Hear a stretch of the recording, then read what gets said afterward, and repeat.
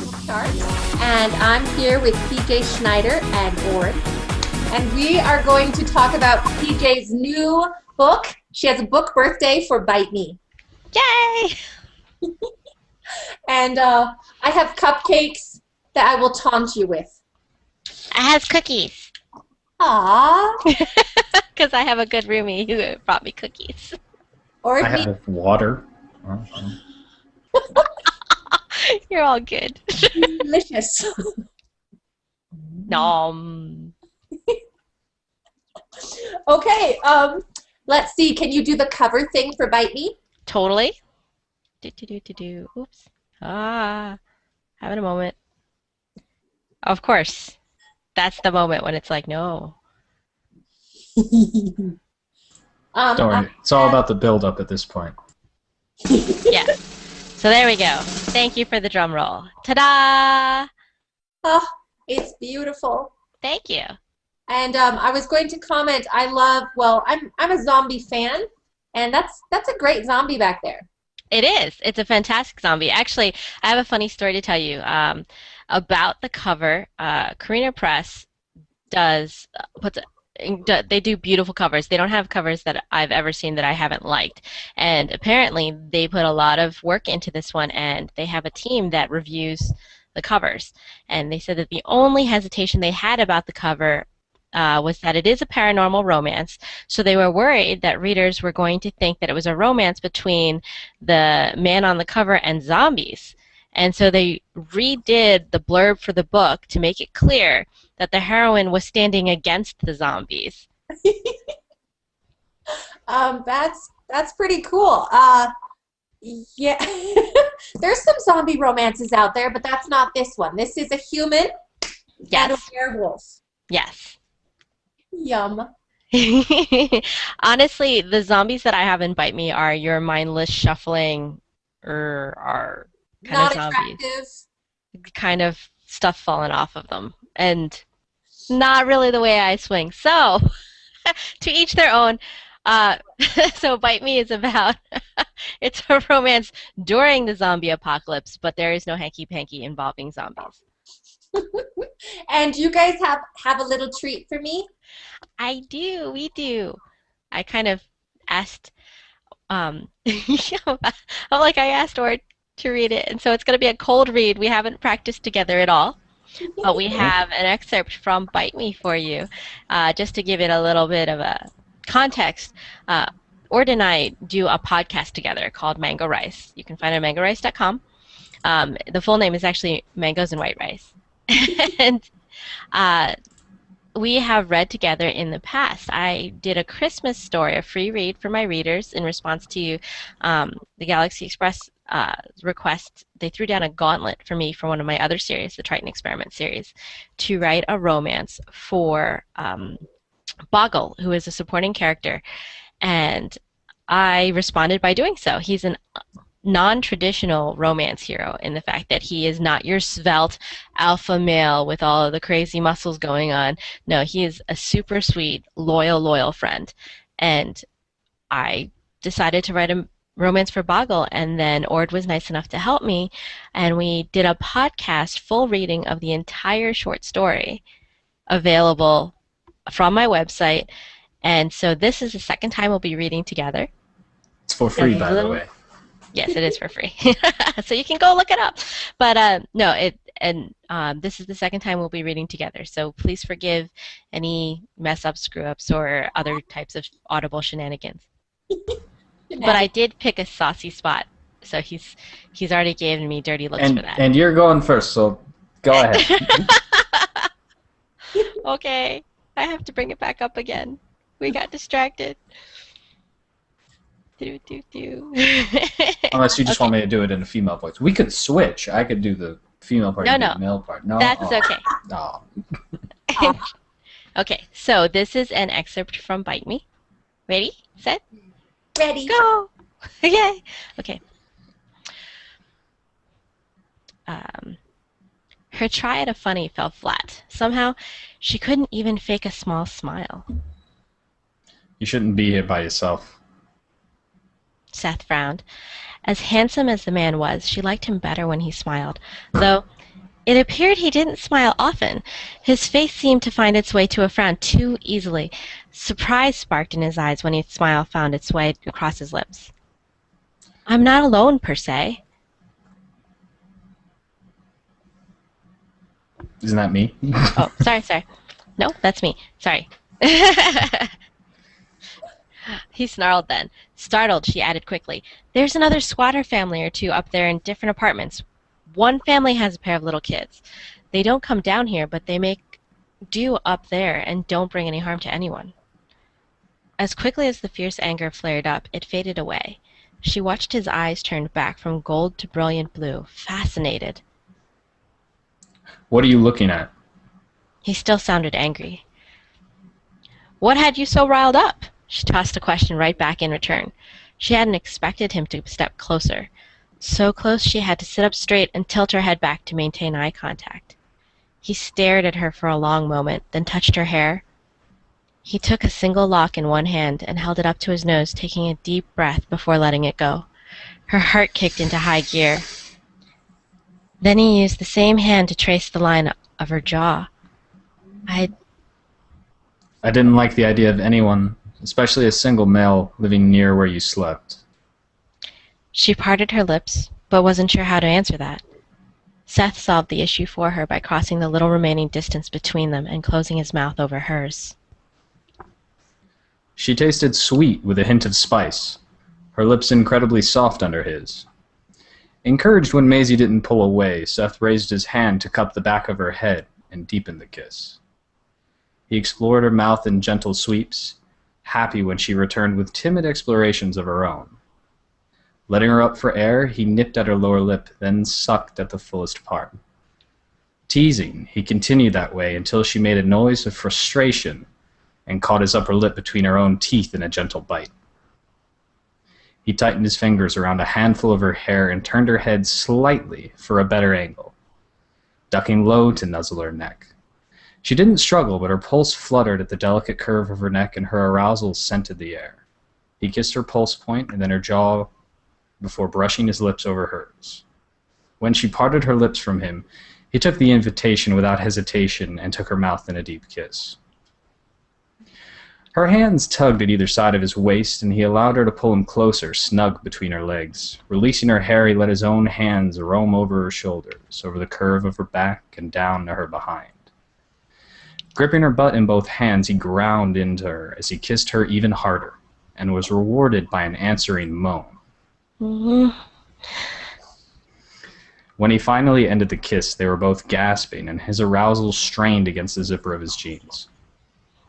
She started pressing kisses across his chest, soft points of warmth drifting down his sternum until he had to step back to give her enough room to continue down to his abdomen.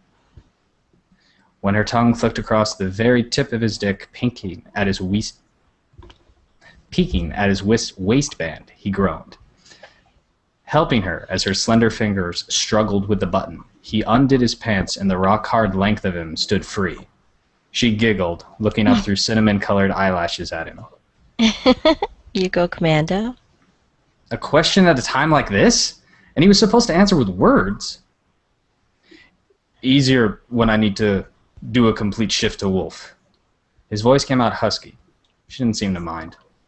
No, her attention centered on his very hard, very obvious arousal. As she nuzzled him, he gathered her hair in one hand, trying with every ounce of will he had not to fist her hair and shove her head into his groin. He wouldn't rush her, but damn, he wanted her mouth on his cock. And then moist heat closed around him, and he couldn't help but tighten his hold. If she was reading his mind, she couldn't have known better what he wanted and how. She took him into her mouth and worked her tongue, keeping her teeth clear of his sensitive flesh. Her fingertips drifted over the line of his hip, tracing the V down to his balls. She sucked gently on his cock as she tickled the skin on the underside of his scrotum. Everything inside him tightened in response. She was hungry, his Maisie. Now he needed to slow things down so he could please her in return. Her clever mouth coaxed another groan out of him as his balls tightened. It's been a long time since he'd last been with a woman. Easy there. He tried to keep his tone gentle, but his voice came out low and rough. She looked up, cheeks flushed and lips moist. "You'll have me too fast." He bent low to kiss her again. "I'm about Sharon, love." Sharing? Her breath came in little huffs. What kind of men had she been with in the past? No, he didn't want to think of that. Still, the thought washed through his desire and cleared his head. Looking around at the cold room, the steel treatment counters and sterilization equipment, he stilled her hands by pressing them against his waist. This is not the place to keep going where we were headed. She deserved better. What? He took her mouth again and then put every ounce of persuasion he had behind his next words. "When I have you for the first time, Maze, I want you comfortable in my bed, because I promise you won't have any energy afterward for anything but a long nap." Ooh. Her eyes narrowed. I don't know whether to be miffed or pleased. Seth didn't blame her. He'd be paying for his virtue later as well. Hopefully he'll choose the latter. He paused, then gave her a grin. "I can promise I'll more than make it up to you." Ooh. Oh, good job. Oh, yum. You notice how I gave him the longer section to read? And he did a brilliant, beautiful job. That was a cold read. I'm very impressed. Very impressed. And Maisie, PJ, that's hot. Thank you. Yeah. I have to say, though, we're probably going to have to put an 18-plus disclaimer. That's really yummy. I think Yes. I need Ord's water.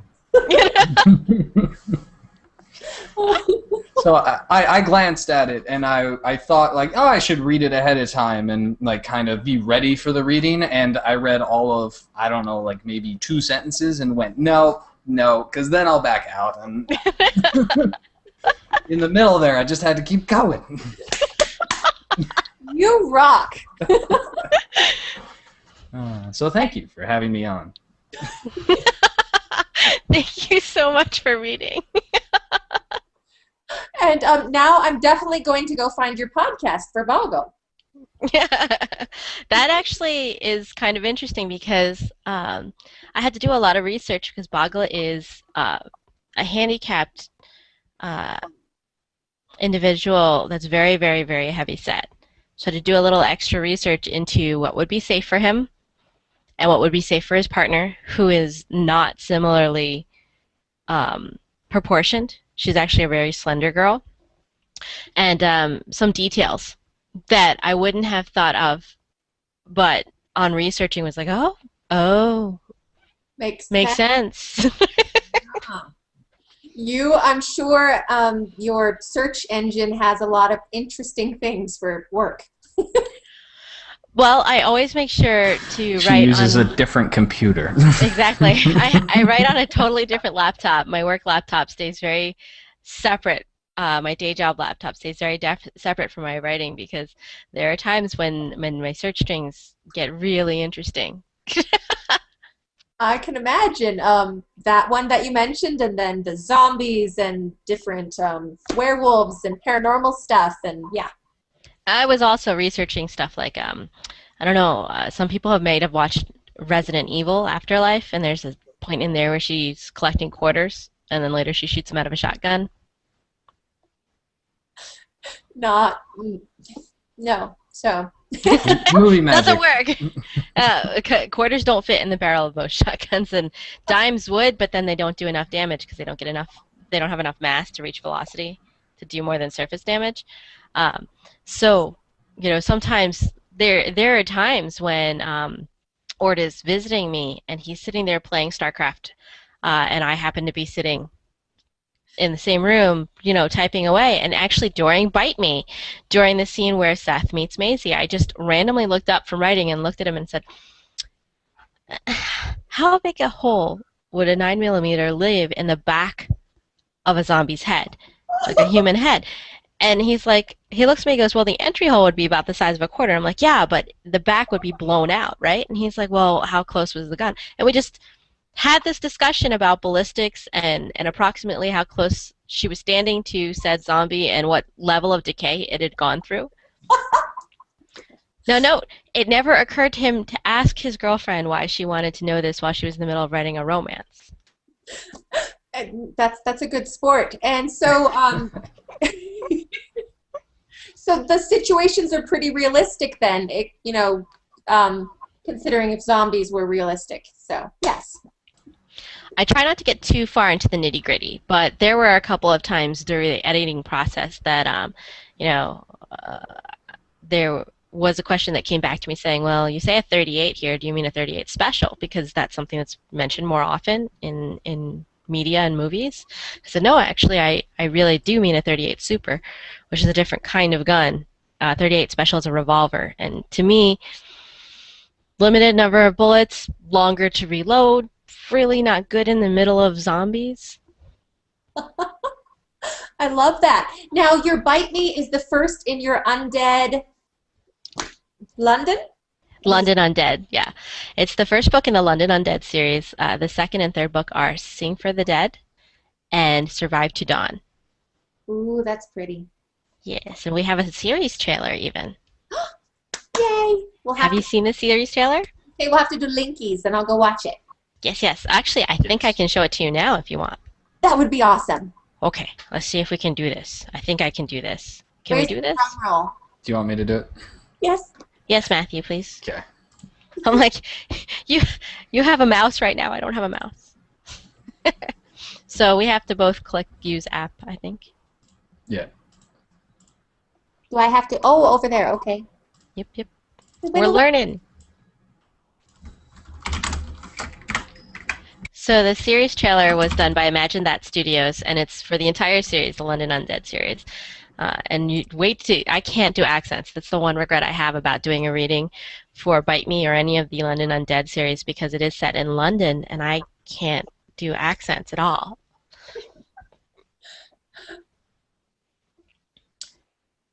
So you've plotted out your whole world. That's cool. For the most part, Sing for the into my editor. Survive to Dawn is not quite yet written.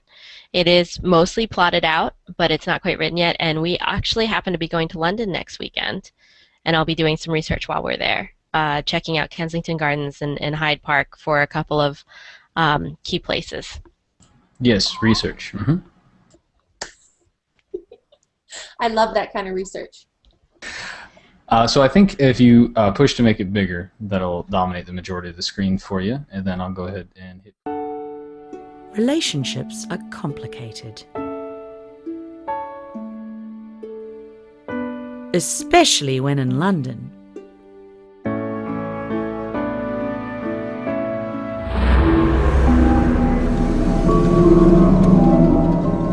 During the zombie apocalypse.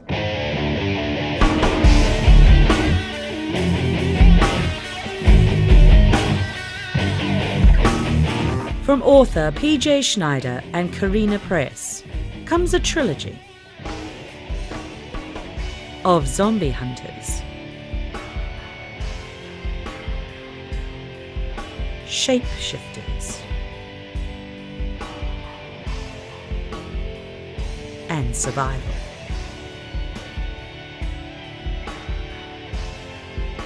Love is hard.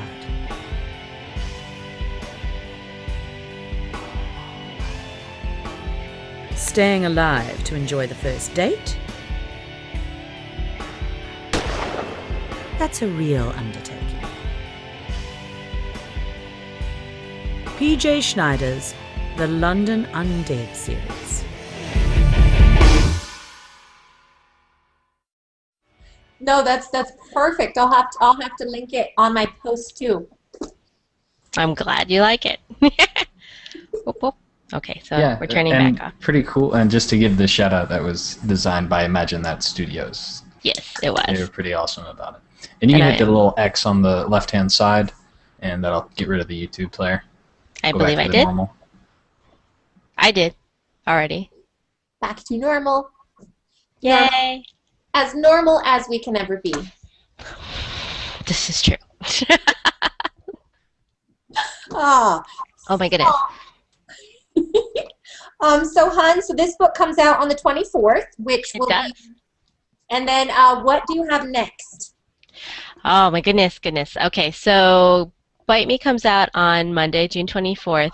Sing for the Dead comes out in November. I don't have an exact date yet.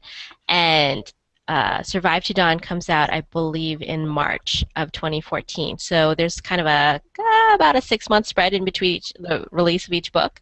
I appreciate that so much when authors can do that. I know you're writing like crazy, but as a reader, it helps to know that it's not forever. It's yeah.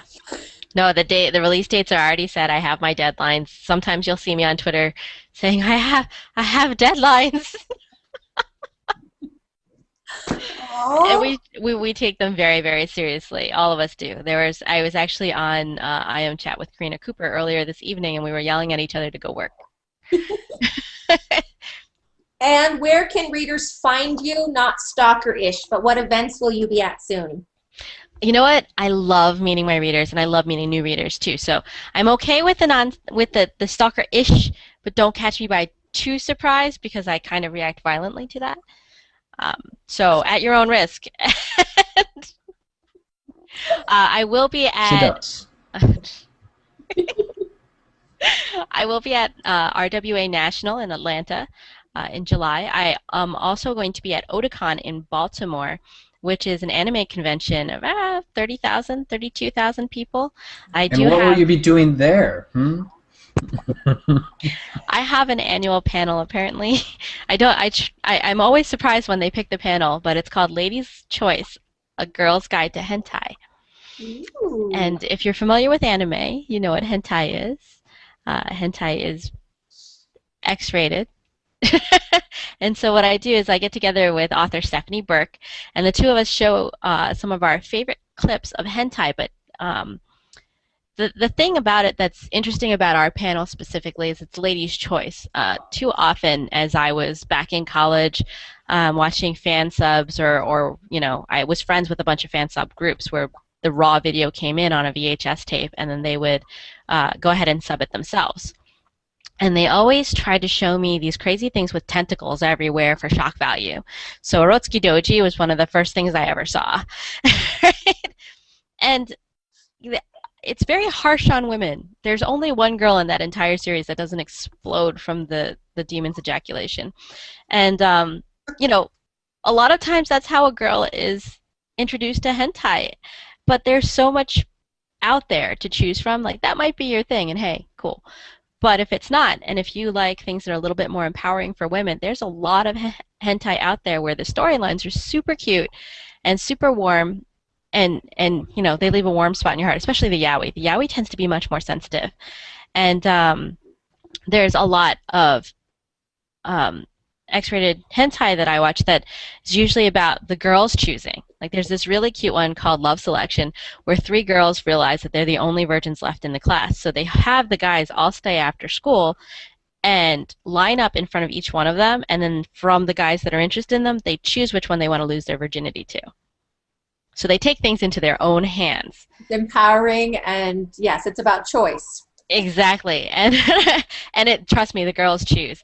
And there's another one that's really super cute where it's a teenage boy and girl kind of exploring themselves and making out in the room and stuff. And what you realize is that he finishes and she's still going. And then a couple seconds later you realize she's got a vibrator. So the entire series is about him trying to figure out if she likes him better or if she likes the vibrator better. And he has like these insecurity issues because he can't go as long or as steadily as a vibrator. And he like gets into these head game issues because he's not sure if she likes him better than the vibrator.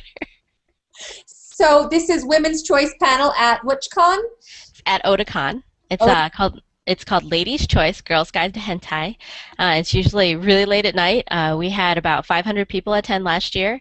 And between 500 and 700 the year before, kind of what ends up happening is people come in, and then like the back rows, people kind of wander in and out because it's really late at night. And it's definitely a breaking the fourth wall kind of panel. I have highlights clips of both panels, both years on my YouTube channel, and you can tell that like Steph Burke and I tend to run into the crowd. If you volunteer to answer a question, you end up with one of us in your lab. Steph started it. I love Steph. I met her a few years ago at RT, and she does amazing costumes. I met her in Florida. Yes. She's awesome. She occasionally likes to dress me up in costume. She calls me her fluffy puppy bunny. And she likes to dress me up in costumes at PhilCon for the masquerade there if I can make it. But she does awesome costumes. Oh, and I've seen some of her costumes. Speaking of costumes, we are a bit dressed up. We are. I'm the Book Tart, and I'm all pin-up-y, not all the time, but I love to get pin-up-y. So, I don't know, can you back up from your camera a bit? I can. A little bit. Beautiful dress. I so want your dress. Oh, it's a good twirly dress, too. Yes, I can't twirl, though, because I have the wire from my headset. Yeah, please don't, then. It's gorgeous, and that is from pinupgirl.com? Yes, Pinup Girl. I think it's actually pinupgirlclothing.com. Maybe. Pinupgirl.com. Or if you run a Google search, you'll find it. Oh, look at you. I love it. And mine's a Betty Page dress. And I can twirl. And you have crinoline under there. I do. And bare feet. I had shoes on, but I kicked them off. And mine is a shirt from like 6 years ago. Yeah. That I wore to work. Oh yeah. Woohoo! Oh yeah. And of course, because I'm now on a chat, shorts. Can't see. Oh my goodness, that was really white. No, I'm sorry. Yeah, it is. I'm sorry, that was very, very inappropriate. He lives in Arizona. I just expect him to have a tan. I don't want to go outside on this. This is 113 today. I was going to say, it's too hot. It sounds like good nap weather. Yes, you would nap all day. So thank you so much for doing this with me. And for your next book, I will be more practiced at this. We will definitely have good times. All right. Thank you, guys. Thank you so much for your patience. Thanks for having me. Mwah. No pun intended. Maybe. On that note, end broadcast.